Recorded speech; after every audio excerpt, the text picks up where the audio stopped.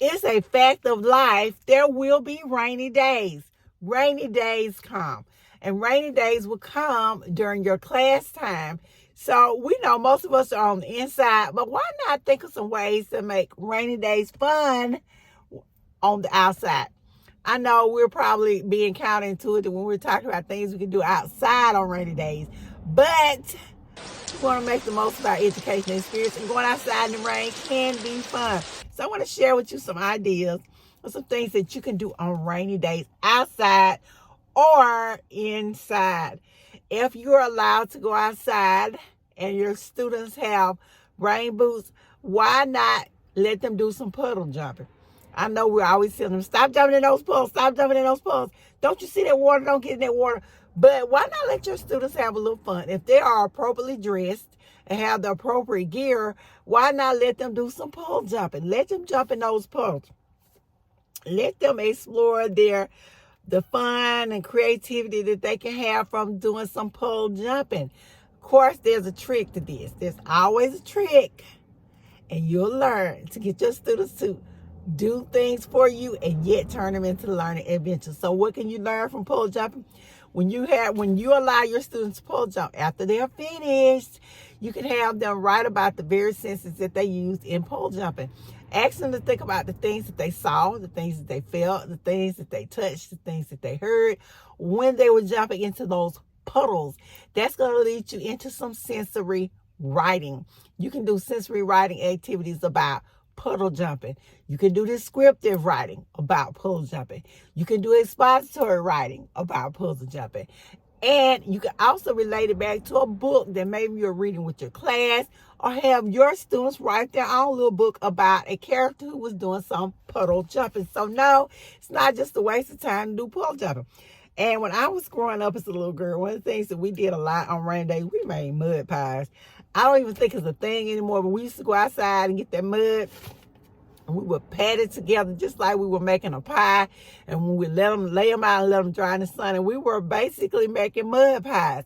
You might want to allow your students to write about making mud pies, or write about a pie that they would make if they had to make it out of mud. If you're feeling really adventurous, you might want to consider allowing your students to create mud pies. They can design their own mud pie. They can do this with construction paper. They can do this with actual cake mix, where you use a little simple item like maybe an easy bake oven or something, where you're doing a lot of supervision and allowing them to make mud pies, which would probably be a chocolate cake, a chocolate cupcake that they design and put different things in to create their own mud pie, and allow them to talk about what they put in their mud pie. This doesn't have to be real stuff, but maybe they want to put some gummy bears in their mud pie. Maybe they want to put some chocolate chips in their mud pie. Maybe they want to put some almonds, some nuts, walnuts, different things, raisins. What are they putting in their mud pie? Could even allow them to write stories about a character who created their own mud pie. These are all things you can do just from allowing your students to jump in mud puddles. And if you don't want to really jump in mud puddles, that's okay. You can have them imagine that they jumped in a mud puddle. Maybe they jumped in the mud puddle and they were transported to a different world. I don't know, but you can come up with various writing prompts related to jumping in mud puddles. You can also do some science behind it. How, do a lesson on distance, do a lesson on inches and centimeters. All these are things you can do by letting them jump in mud pies. You might think I told you before, and I'm going to tell you again, I'm a big craft and arts girl, and rainy days provide a perfect opportunity to allow your students to express themselves creatively. You can take this time to let them draw pictures or paint pictures pertaining to the rainy day. They can do crafts pertaining to the rainy day, and when they're doing their pictures don't have to be regular pictures. They can do them regular, or they can do some app. Rain comes rainbows. This is a great time to have your students do some research on rainbows. They can even create their own artwork related to rainbows and have them design their own rainbow. Have them create their own rainbow in the classroom. Share this experience. This is getting your science involved along with your math.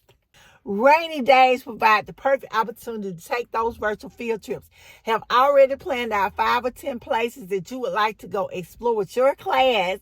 So when those rainy days hit, you are ready and set to go. Showers often bring out those beautiful birds.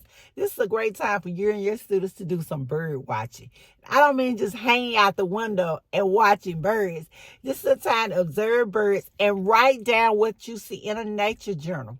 Nature journaling is a great way for your students to record their observations, to record their thoughts, and to share any of their feelings about what they are observing.